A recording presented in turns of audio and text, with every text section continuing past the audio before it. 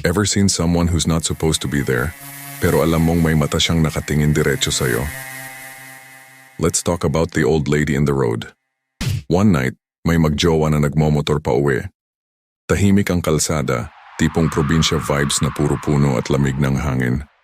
Bigla nilang nakita ang isang matandang babae sa gitna ng daan. Nakatalikod, nakatayo lang, hindi gumagalaw. Siyempre sabi ng boyfriend, "Hon, wag kang titingin ha." Pero siyempre yung girlfriend tumingin.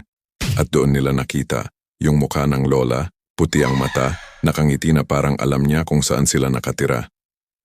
They sped up, pero habang paalis sila, may narinig silang boses sa hangin. "Babalik ka." Pagdating nila sa bahay, both of them checked the mirror. Behind them was the same old lady, standing, smiling. Kung gusto mo pa ng mga kwentong magpapalakas ng ilaw sa kwarto mo ngayong gabi, follow and subscribe.